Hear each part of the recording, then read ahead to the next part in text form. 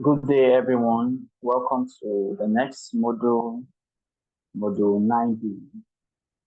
And you can remember vividly in our previous module, we talked about food nutrients and food preparation, how to prepare food.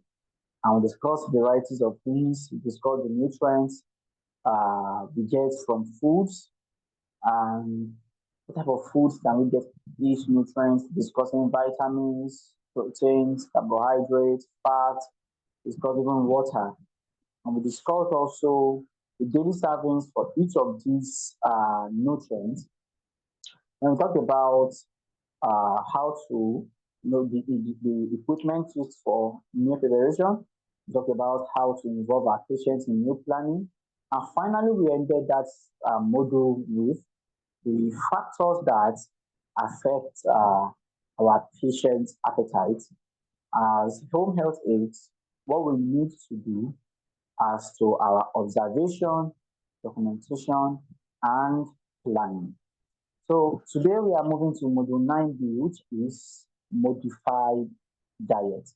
Still on the diet and nutrition theme. So briefly, quickly we'll move to the first key points that we'll be discussing here, which is being specific when it comes to the diet. Now, before we explain, I would like to say a couple of things. Going back to the topic, modified diet. When we say modified diet, what do we really mean? What's it talking about? Diet is what we eat, right? So balanced diet means that we are combining the right classes of food together to make it what a quality of food that is rich in quality. But not everybody can eat the same kinds of diet.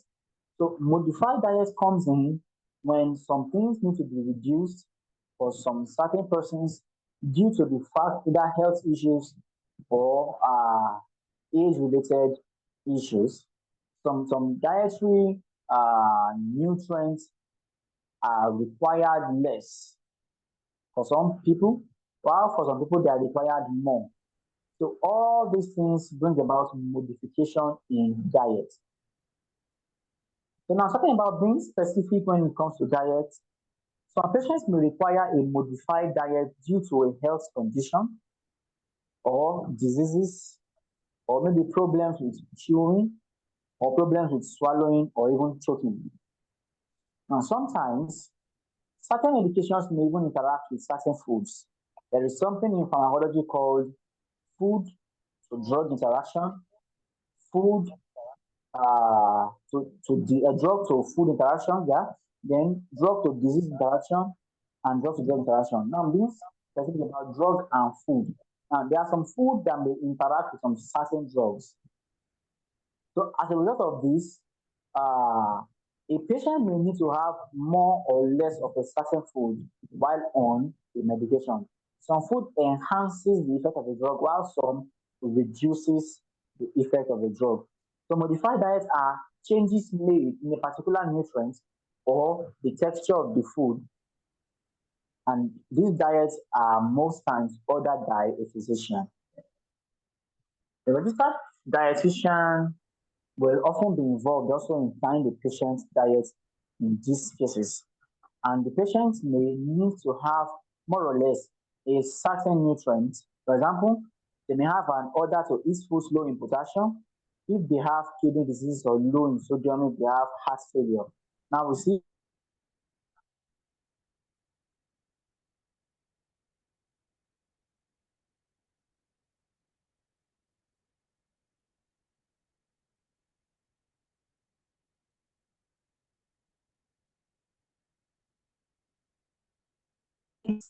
diet that is high in protein. So as home health aides or personal care aides, we should always follow the diet as specified in the care plan. Fine, we are not the one specifying the diet. The diet has been specified following the patient's condition or patient's need and choices. So as healthcare practitioner, home health aides or personal care aides, you should be able to what, follow this diet as specified as in the care plan. It is in place. It is in place for health and safety of their patients. When in doubt, should seek guidance from the supervisor. We've already making mention of this. When in doubt, when concerned, when confused, always seek guidance. Don't be a master of yourself, as a slight mistake can put your patient's life at risk. So now let's consider the types of modified diets we have. We have food that are high or food that are low in a particular type of nutrients. Call them high diet or low diet. What is or what are high diets? Now, a high diet that has the word high in it means that there should be an increase in a particular nutrient. High means it should increase, something elevated. To increase a particular nutrient, diet requirement, high amounts should have extra of the nutrients added. Examples of that with high amounts include high calorie, high protein, high residue as fiber, or high potassium. Now, what about low diet? Low diet that has the word low in it means that there should be a decrease in a particular nutrient. That means that there may be a need to cut the nutrients out altogether. For example, patients who are on gluten-free diet should not have any gluten in the diet, like no gluten diet. So no gluten should be in the diet. Other examples of diet that may have low amounts include low sodium diet, low cholesterol diet, low fat diet, low calorie diet, low protein diet, low potassium diet, low fiber, low sugar diet. So how do we decrease intakes of certain food? Decreasing the intake of certain foods like low calorie and low fat food. Low calorie foods are food that are what? Just like it sounds, low in calories, low calorie, reduced calories. So it's self-explanatory.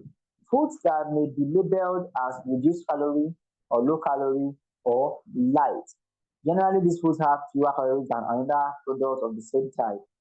So low fat foods are foods that are low in fat as well, and foods that may be labeled as low or reduced or non-fat or fat-free or light diets, they are they are also what low in this fat. So keep in mind that baked foods that are labeled low fat tend to have extra things like sugar to make them taste better without the fat. Now this is it. So when considering a low kind of diet, you will need to understand the implications of some other things. Like when the diet is low in fat, then alternatively the sugar will what? Increase so as to improve the taste. So always read the label. Patients should not reduce caloric intake without speaking to their doctor, and it can be very difficult to follow a low caloric and a low fat diet, especially for a long time. So look at this cheese ball. But cheese, if you zoom in, let me try to zoom in here. So if you get any ingredients, just check through the ingredients, the nutritional facts here. You will see each nutrient there are labeled either they may not necessarily be labeled low, total low, or 0% like this other picture on the screen. But some of them are listed so percent or so gram of protein, so gram of this, so gram of this. So with that, we're able to decipher if they are low in those particular nutrients or not. So moving to a low salt or a low sodium diet. Patients who have conditions such as heart diseases or heart failure or high blood pressure or coronary artery disease or kidney disease may also require a diet that is low in sodium or salt. And this is because we know that excess sodium causes the body to retain water. When you consume excess sodium, if you notice this, even as a person, if you eat food that is high in sodium, you tend to take in more water than normal. Like you keep feeling dehydrated, keep feeling thirsty. Because why? Whenever there is sodium, there is what? Water retention. So water is tend to be retained. If this excess water causes the heart to pump harder, and for people who have heart disease or kidney problems, this will make their organs to work harder than they are able to. So as a result of that, it can result in serious complications. Excessive sodium in their diet can cause a progression in or that's worsening of their diseases. And this excess fluid can also lead to edema, like swelling of the body, like the hands or the legs or the face, or even a function of the stomach, as ascites. The care plan will specify how much sodium the patient should have in their diet. Low sodium foods, eat less salt. What are the high common sodium sources in the diet? They have bread, rolls, they have vegan, vegan tea, cheese, and the light on the screen. Decreasing the intake of certain foods still on low sodium and low salt. Low sodium foods are foods that are low in sodium or salt. We said that before. And they may be labeled as low sodium or low salt or sodium free or very low sodium. So you read food labels to check for the amount of sodium listed. For patients who are low on sodium diets, this is a special concern. Foods that contain a lot of sodium tend to be prepared foods, frozen dinners, canned soups, meat or prepared boxed foods such as macaroni, cheese, and pastas that are already to eat with sauce. Now, for patients who have to take in a low sodium diet, a home health aid or personal care aid should not add salt while preparing foods.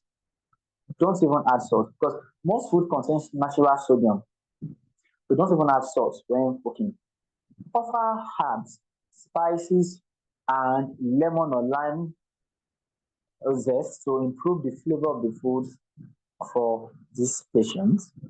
And it can take some time to get used to not eating a high amount of sodium in the diet.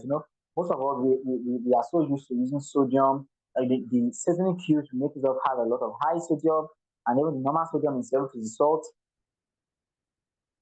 becomes really, really frustrating for people who are on low sodium diet. It may take them time to get acquainted or get used to it.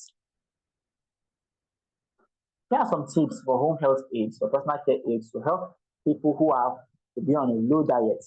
Number one, always read the food label for salt or sodium amount. Avoid canned foods, canned stews, meat, pastas, and prepared foods that are high in sodium. Avoid frozen and packaged meals that are high in sodium as well. Avoid items such as soy sauce, ketchup, barbecue sauce, and other bottled sauces and marinades, which tend to be high in sodium.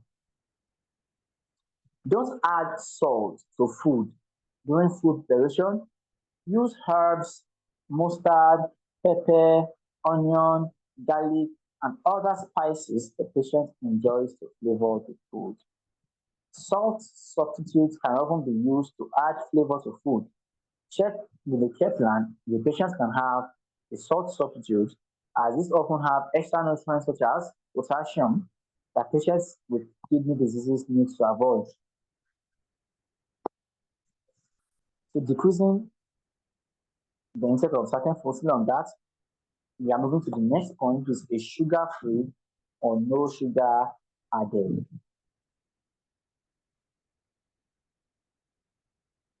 Sorry about that. Sugar-free or no sugar added foods are those that do not have sugar in them or that do not add sugar to the ingredients. Patients who are diabetic may be on a sugar-free diet and need to watch the amount of sugar that they consume. And sugar-free products tend to have artificial sweeteners such as saccharin or aspartame. So always read the nutrition label to check for the amount of sugar in a food. And sugar that is added or hidden in many food products. So we are careful to just buy any products. Most products contains a lot of sugars that are hidden or not labeled. So a list of sugar-free foods or no sugar diet, and these are list of sugar diets. So fluid restricted diet, fluid restricted diet. Now when a patient is having some certain condition like the heart, disease or kidney disease, they may need to watch their fluid intake. Just as in high sodium, because we know that sodium causes an excess water retention, we know that when water is retained excessively, it tends to affect the heart, good, or the kidneys. Now, in case of this disease condition like the kidney failure or heart failure, excess water can make their heart and kidneys have to work harder. So for patients with this type of problems, excessive fluids can lead to worsening of their disease. And the excess fluids can also lead to what?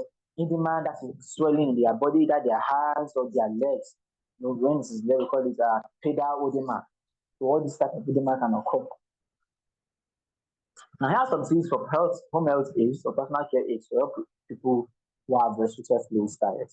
Now, we have to measure all fluids taken in accurately. That is measuring intake as well as output. So you measure all the fluids that are taken in accurately, use measuring cups and document the intake. Measure all urine output accurately also using what? A graded cylinder or a calibrated cylinder, and document the output. Don't offer pitchers of water or drinks. Pitchers of water or drinks. Instead, you give one glass at a time. One glass at a time. Count foods such as ice cream, sherbet, sorbet, frozen yogurt, popsicles, and soups as fluids intake. These foods have high fluid content, like juice, like milk, like coffee, like tea, and like soda. In addition to water, they all count as what? Fluid intake. So you avoid foods with high sodium or high salt content. So these types of food can lead to what? Fluid retention. Now, low fat or low cholesterol diet. Low fat or low cholesterol diet. Some patients may be needing to limit their fat or cholesterol, and especially patients that are obese or patients that are most especially obese patients.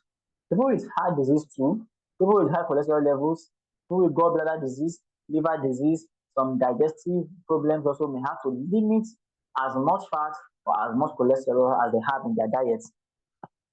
So what are the tips to help you on patients with low fat or low cholesterol diet? Eat only lean cuts of meat, fish, and poultry. Remove the skin from poultry before cooking, as this can help to reduce the amount of fat. Limit the amount of egg yolks consumed. You know that most of us don't like egg whites. Egg yolk is the most nutritious part of the egg, as we say. But then, egg yolk is very high in fat and what and cholesterol. So you limit the amount of egg yolks consumed. Use more egg whites than scrambling eggs or making an omelette. Avoid adding extra oils and butter to foods. Use light or diet margarine. Do not fry foods, steam, bake, or roast foods. Use a very low fat or fat free milk, all these non dairy milks and milk products. Eat lots of vegetables and fruits, which are low in fats and have no cholesterol. What are bland diets? Now, another type of modified diet is a bland diet. Patients who have digestive problems such as Crohn's disease, irritable bowel syndrome, or ulcers in their digestive tract may be required to be on a bland diet. This means that the food that are irritating to the gastric mucosa needs to be eliminated. Now, bland diets are diets that have no spices, less of spice, they are less spiced food, because most times some spices are able to irritate the gastric mucosa lining. So this is because certain foods makes the stomach to produce more acid. Increased acid can also lead to what irritation of the stomach or other part of the digestive tract as this small intestine, large intestine. So food high in acid content can irritate the esophagus, and as far as it can also irritate the stomach, the mucosal lining. For example, the bland diet, the plain rice, boiled potatoes, chicken or fish, cooked veggies, non-acidic fruits, and low fat diet. Here are some foods to avoid for a bland diet.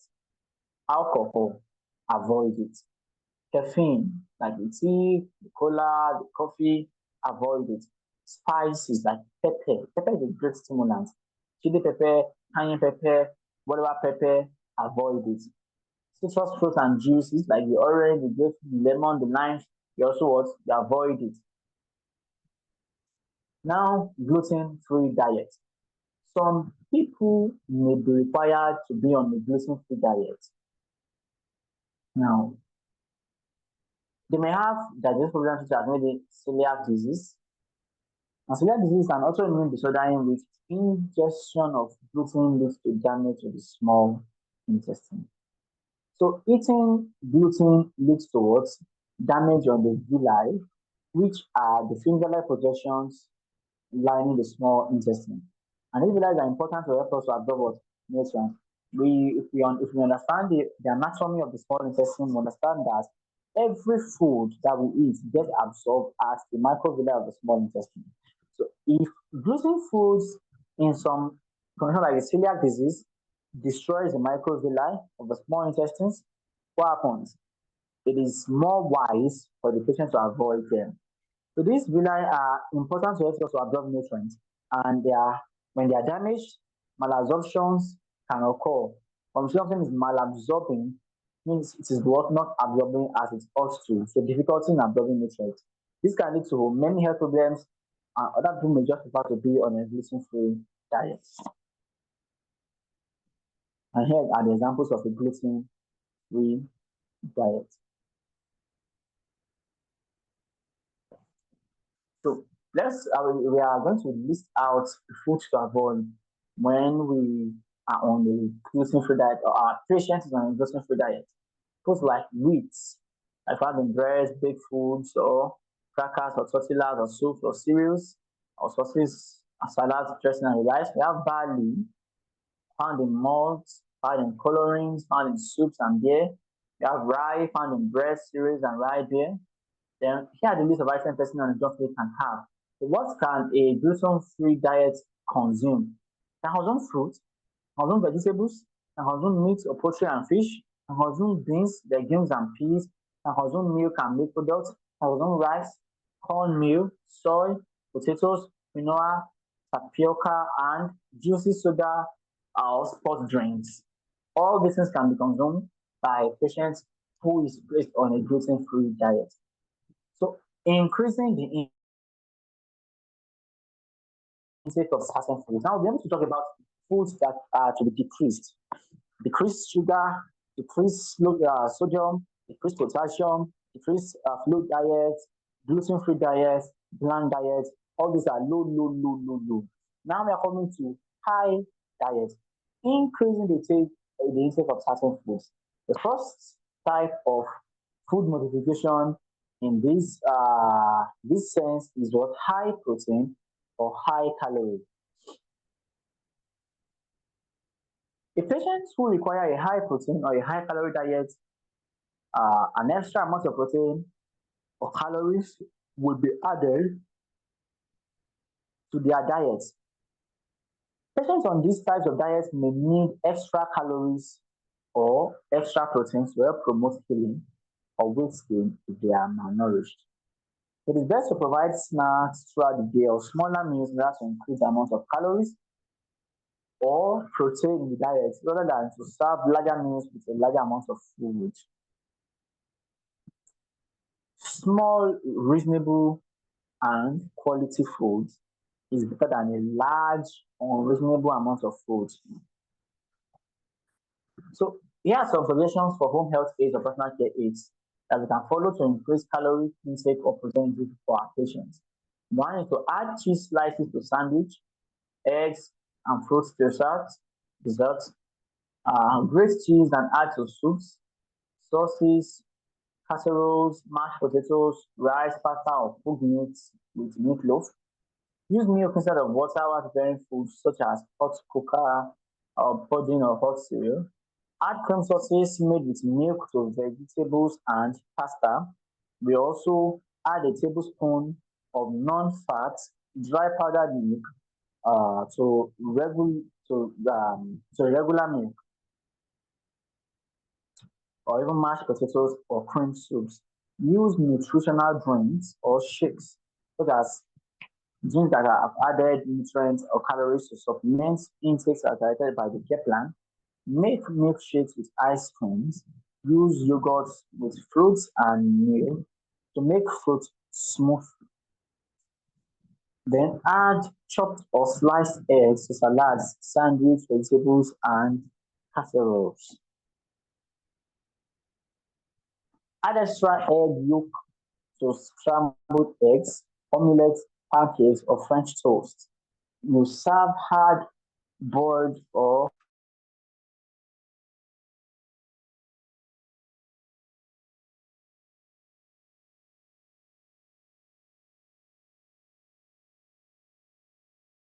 to serve with fruits, vegetables, crackers, and as topping for ice cream and on sandwiches. You can add beans to meat and casserole dishes. You can add meat to salads on top of potato dishes with pasta dishes and also to egg dishes. You can serve yogurt topped with what? Wheat jam or with fruits for snacks. So let's consider food that are high in potassium diets and how we can help our patients increase their high potassium diet. We have high and low potassium diet. Patients who are taking medications such as diuretics may need to be on a high potassium diet. Diuretics are medications that help the body to reduce fluid volume. Now, potassium also helps to what? Aid fluid output.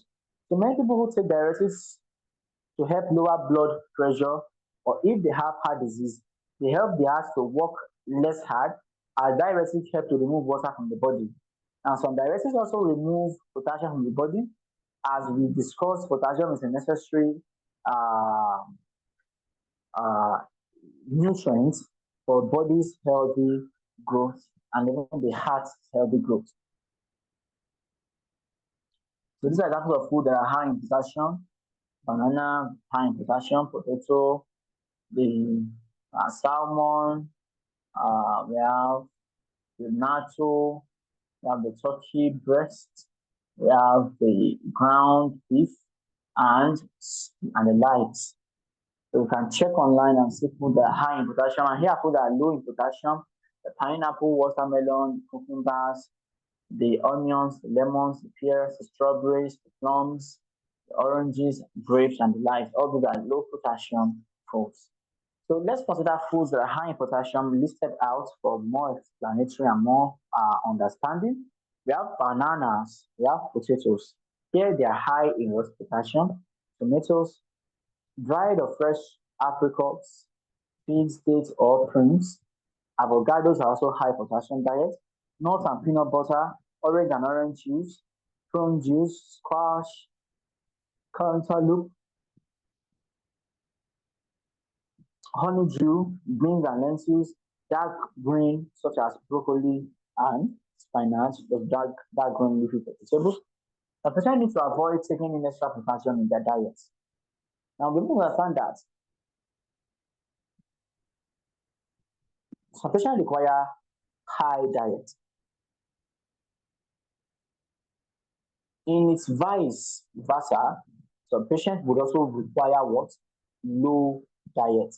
So some people need to avoid taking an extra potassium in their diet, as this may be due to what? The kidney diseases or from taking certain diuretics. So while many diuretics deplete potassium, some diuretics help the body to hold on to potassium. And for this patient, they need to be asked not to consume extra potassium. So we can't just consume drugs of whatever kind we choose or consume food of whatever kind we choose. We need to consult with a medical practitioner as a patient.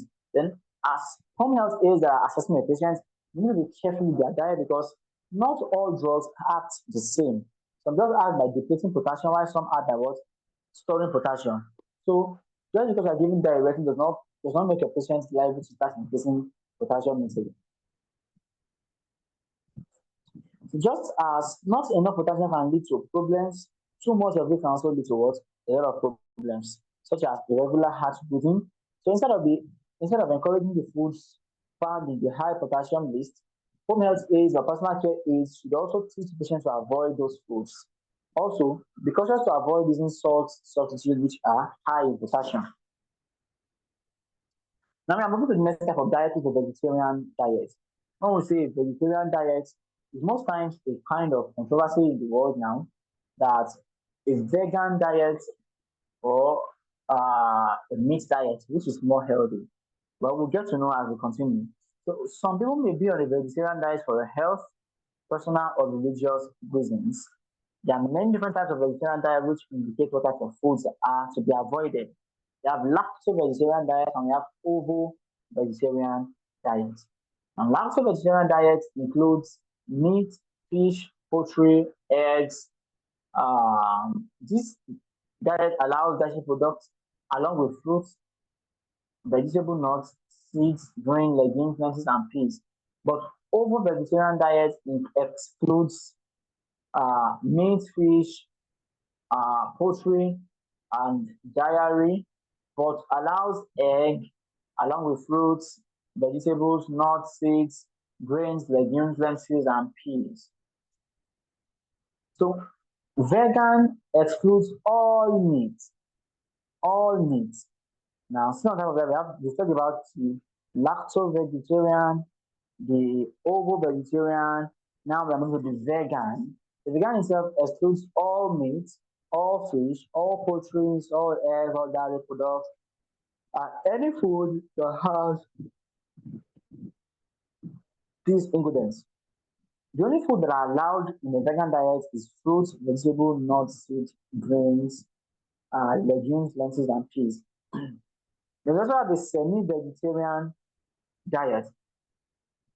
Here, it excludes red meat, but may allow poultry, may allow fish, may allow eggs, and may allow dietary products along with fruit, vegetables. Also allowed nuts and seed and grains, legumes, lentils, and peas. So it is important to remember that people who eat vegetarian types of diet consume enough nutrients in their diet for good health. I repeat, it is important to remember that people who eat vegetarian diet consume enough nutrients in their diet for good health. While they do not get protein from meat, fish, and poultry, protein can be found in other food sources. So excellent alternatives to meat protein include soy proteins and protein from legumes, lentils, peas, and milk products. And this is a pictorial example. Now we'll be talking about the liquid diet. Liquid diets having to do with what are liquids. And liquid diets are those diets that patients may be on for a short period of time for a specific reason. Some people may need to be on a liquid diet prior to a medical procedure or a medical test or surgery. Others may be on a liquid diet in order to help kill their stomach or intestines from a medical condition. Now, foods on a liquid diet must be in their liquid state. When we say liquid diet, it's not really far-fetched. Liquid diet, food that are in liquid form. So this food must be in their liquid state. The rule of thumb for clear fluid diets is that you should be able to see through them. If it's a clear fluid diet, I can't see through them. I can't. That doesn't contain the policy of a clear fluid diet anymore. So they may be colored such as popsicles and jello, but you can see through these foods. It's not about the color, it's about the transparency of the food. So the fluid diets. And these are examples of clear liquids. So juice, don't. Clear broth, water, apple juice, cranberry juice, white grape, herb tea, clear jello. These are do's for clear fluids. Look at the don'ts for clear fluids like creamy soup, protein shake, soda, orange juice, ice cream, coffee, milk, pork soup. These foods are what? Don'ts. So clear liquid diet. Clear liquid diets like clear juices, broth, gelatin, popsicles, coffee, tea, it has no milk or cream. There are gelatin like jello, we have sugar, honey, and hard candies. Then examples of full liquid diets. So please, I would really before we move on, I really want us to go through this over and over again. Most of these things we don't stick just on a one-time watch. We need to watch it like once or twice to be able to crack. So types of full liquid diets now. We have all items on the clear liquid diet list that were mentioned before. They are also fluid liquid diets. And what are all the items on the clear liquid diet? We have clear juices, broth, gelatin, popsicles, coffee that has no milk or cream, gelatin, sugar, honey, or hard candies. All these plus all fruit and vegetable-based drinks, they are also fluid diet or full liquid diet. And we have cream-based soup, they are also liquid diet. Then milk and milk products, they are liquid diet. Milkshakes, yogurt, pudding, ice cream, or frozen yogurt, cream of wheat or cream of rice, they are all liquid diet. Now, soft diet. And that food modification we have here is soft diet. We've been able to mention some things that look quite alike. Fluid, liquid, full liquid, clear fluid. Now, all these things may look quite similar, but texturally they are different. Like the clear fluid, I think you can see through, but full liquid doesn't really necessitate to see through them. But they are not what in a hard texture, they are what in a liquid texture. But for soft diet, these diets are used for people who may have poor dentition, as their teeth is not strong or is not properly arranged. Something happens to them that they can't bite, they can't chew well.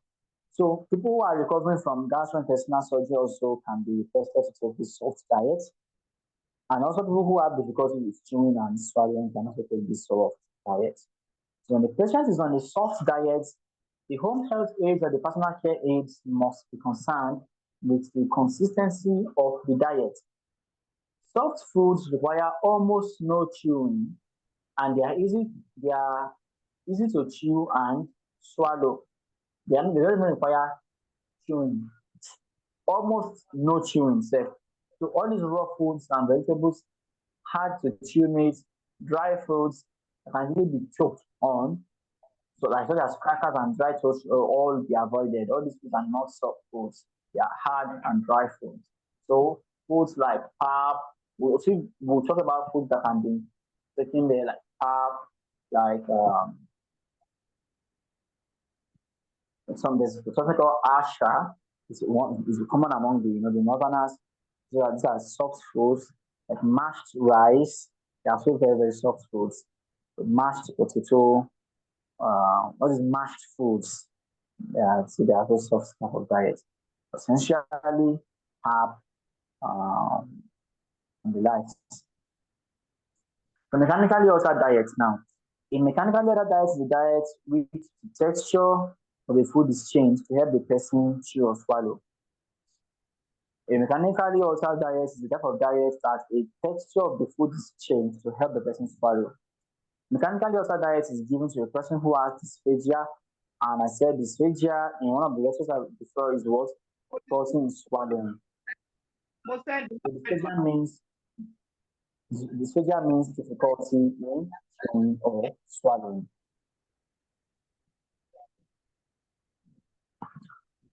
Mechanical soft diet. A mechanical soft diet is a diet that consists of food that is made softer and easier to chew and swallow by changing the texture of the food. For example, by cooking chopped or diced carrots until soft, they can be mashed or pureed. So cooked foods can also be chopped, diced, and ground them. So this helps a person who has trouble chewing or swallowing to be able to still take in nutrients that they need. So if the person is not on maybe low calorie, a kind of a particular kind of diet, and still due to the fact that they cannot swallow well, they can't eat some certain foods. Those foods can be mechanically changed to a soft diet by chopping them or dicing them or grinding them so that it will become easier for the patient to be able to swallow.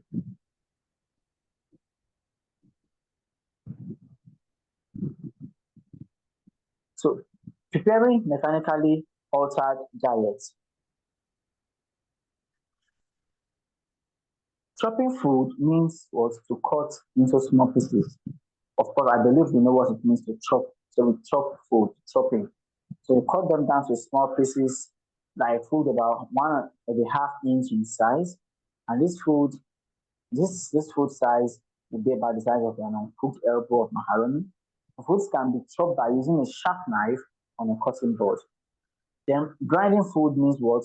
To cut it even to a smaller pieces. Like you fine, I call it fine cutting.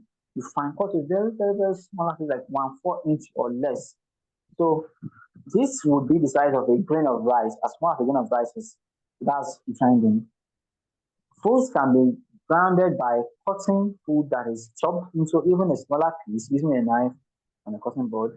And food can also be grounded by what? A food processor or a blender where you have to blend the food into a fine powder or fine liquid form, whatever form the food texture could be. So you need to add a small amount of liquid to help the food become what? Become ground. Imagine you trying to convert uh, to make maybe rice into a blend or whatever food. You may add a little water to make it what more ground using a food processor or a food blender. Then we have bread. Bread means that uh, to cook food and cut up food in a blender or processor. You cook uh,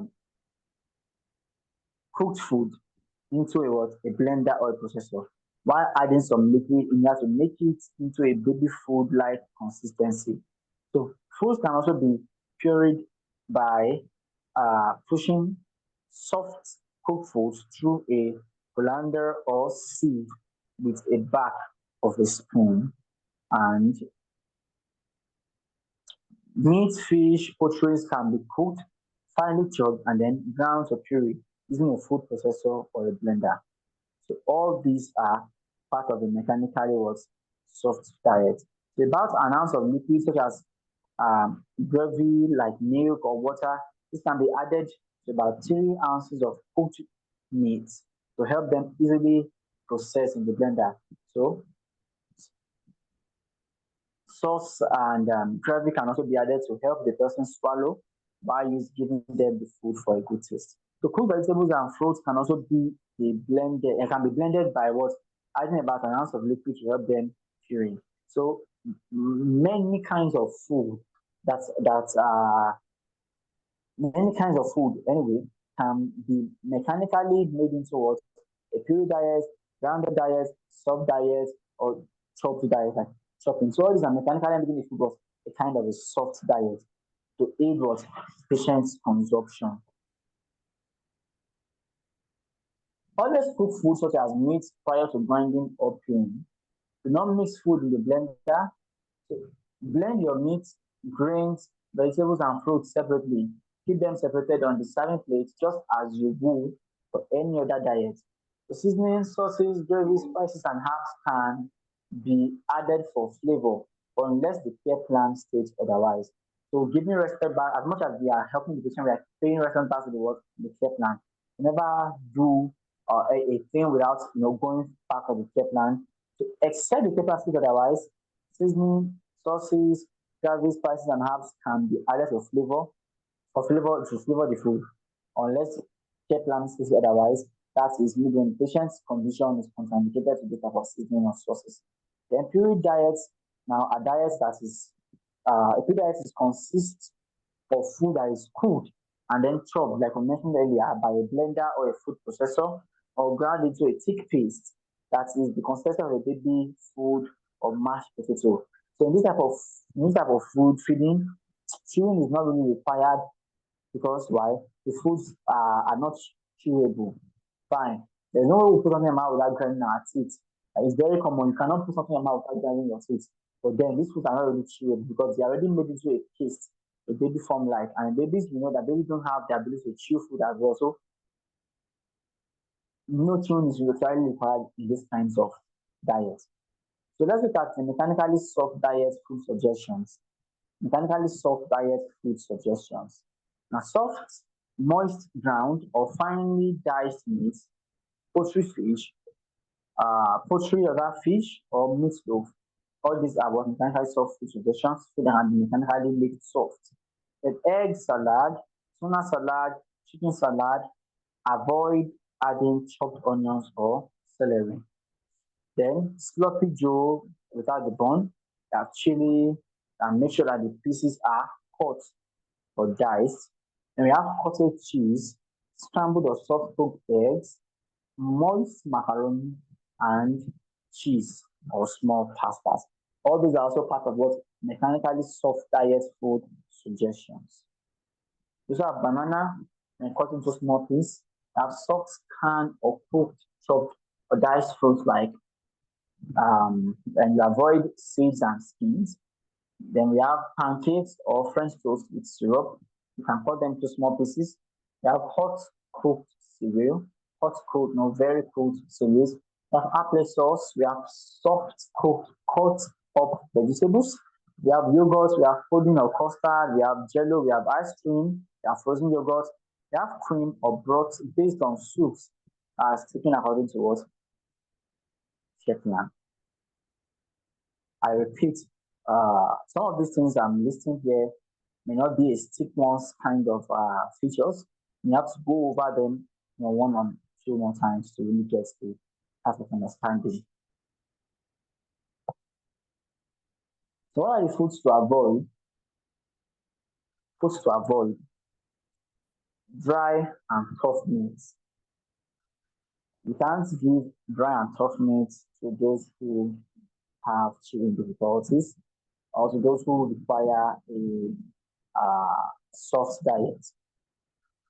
Now, raw fruits and vegetables. Fruits or vegetables with skin or seeds should be avoided. Nuts and seeds also should be avoided. Peanut butter should be avoided. Hard, hard cooked eggs should also be avoided. Bread and bread products avoided. Granola avoided as well. Popcorns, chips, or pretzels, crackers, dried fruits, salads, soups with meat, rice, corn, peas, gum, or hardy candy should also be avoided in this condition. We have come to the end of this particular module. So briefly, before we end the session, I'd like to make a brief recap just to ascertain our understanding. We talked about modified diets and we made mention of being specific when it comes to diet. So there is specifications in dietitians. And we talked about the high and the low diet, what it means when you see high in a diet prescription, and what it means when you see low in a diet prescription. And we said high means that it should be increased something in the diet, and low means that it should be reduced something in the diet. Talk about decreasing the intake of certain foods. We talked about the low calorie and the low fat foods. Then we talked about the examples of low calorie and low fat. So we talked about low sodium diet as well, or low salt diet. Then we talked about where you can get food that are high in sodium, food that are low in sodium. We also talked about low sugar, a sugar-free diet or no sugar added diet. Then we talked about fluid restricted diet. and the conditions that indicates a patient for this type of feeding. Then we talk about a low fat or a low cholesterol diet, as well as conditions that makes a patient viable for this. We talk about bland diet. We talk about where we could get this bland diet from. We talk about gluten-free diet, and also where these gluten-free diets are commonly found. Then we talk about foods that can be eaten when a patient is placed on a gluten-free diet, where we talk about fruits, vegetables, rice, cornmeal, soy, potatoes, and the likes. Then we talk about foods that are high in some particular uh, uh, nutrients, like high protein diet or high calorie diet, and the condition that best sets a person viable for this type of diet. Then we also talked about